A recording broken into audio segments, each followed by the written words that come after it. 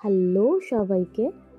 One স্ট্রোকে পাতা করার জন্য তুলির মুভমেন্টটা জানা খুবই দরকার। দেখো আমি এখানে একদম স্লো মোতে দেখাচ্ছি তোমাদেরকে। আশা করি তোমরা বুঝতে পারবে কিভাবে ওয়ান স্ট্রোকে পাতা করতে হয়। তো পুরো ভিডিওতে তুলির মুভমেন্ট নিয়ে আলোচনা হবে।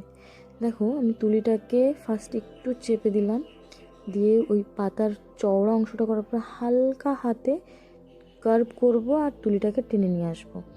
হালকা হাতে করলেই লাইনটা সরু হয়ে যাবে। তো এইটা ওয়ান স্ট্রোকে করার জন্য, প্র্যাকটিস করার জন্য তোমরা একটা কাজ করতে পারো। প্রথমে এইভাবে পাতা ড্র করে নেবে, তারপরে সেটাকে ওয়ান স্ট্রোকে ফিল করার চেষ্টা করবে। পাতা ড্র করে নিলে কি হবে, তোমাদের একটা গাইডলাইন ক্রিয়েট হবে। এইবার তোমরা জানো তোমাদের কতটুকুর মধ্যে ফিল করতে হবে, তো তারপর চেষ্টা করবে সেটাকে ওয়ান স্ট্রোকে ফিল করার। প্রথম না হলে, এখানে যেরকম আমার হয়নি, আমি আবার সেকেন্ড স্ট্রোক দিলাম, তো সেইভাবে ট্রাই করবে। এখানে দেখো একদম স্লো মতো দেখাচ্ছি, তুলিটাকে ফার্স্টে একটু চেপে দিলাম, তুলির আগাটা বসেছে। এইবার কিন্তু ওইটুকু হালকা করে তুলে নিয়ে আসছি আর কার্ভটা ক্রিয়েট করছি। বাস এইভাবে করে আমার পাতা কমপ্লিট। আশা করি বোঝাতে পেরেছি। আমি সেম জিনিসটা তোমাদেরকে, একই পাতা, আজকে কোনো কলকা না কিছু দেখাবো না, জাস্ট এই পাতা ওয়ান স্ট্রোকে কীভাবে করতে হয় সেটাই দেখাবো। ডিফারেন্ট অ্যাঙ্গেল দিয়ে দেখাচ্ছি যাতে তোমাদের পয়েন্ট অফ ভিউটা ক্লিয়ার হয়। এরপরেও যদি তোমাদের সমস্যা হয় অবশ্যই নির্দ্বিধায় কমেন্ট বক্সে জিজ্ঞাসা করবে, আমি খুবই খুশি হব তোমাদের বোঝাতে বা তোমাদের কমেন্টের আনসার করতে। তো এখানে দেখো আবার আমি সেম ওই যে বললাম পাতা ড্র করে, এবার দেখো এখানে আমার একটুখানি মোটা হয়ে গেছে। তার কারণ কি, আমি তুলিতে বেশি কালার নিয়ে ফেলেছি। তো এটাও তোমাদের খেয়াল রাখতে হবে যে তুলিতে কালারের কোয়ান্টিটিটাও ঠিকঠাক থাকে। এবার পাতা আঁকার জন্য বা ওয়ান স্ট্রোকে পাতা প্র্যাকটিস করার জন্য আর একটা জিনিস যেটা তোমরা করতে পারো, কমা ড্র করে তার উপরে পাতা করা।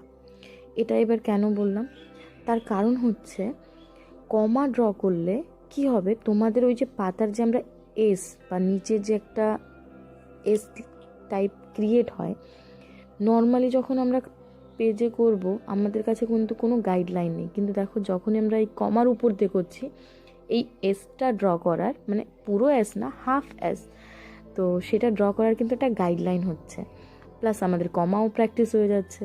তো 2 in 1 কাজ হয়ে গেল।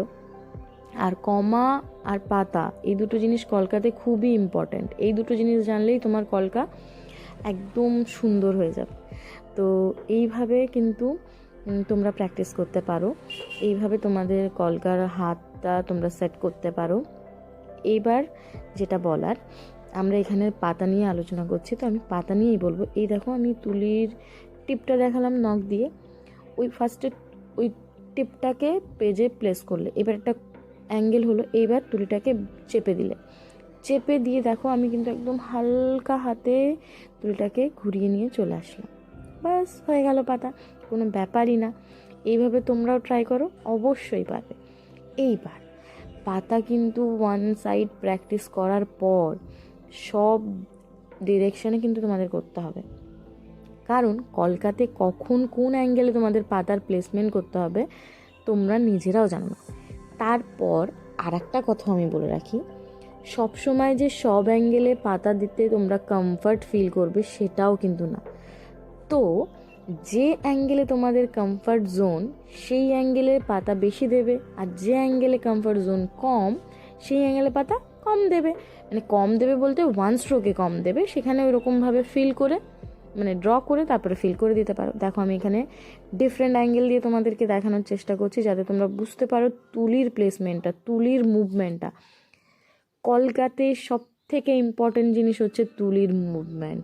সেটা যদি তোমরা একবার ধরতে পারো, বাস ওটাই হচ্ছে তোমার, কথায় বলে না জাদু কি ছাড়ি, তো ওটাই হচ্ছে তোমার জাদু কি ছাড়ি।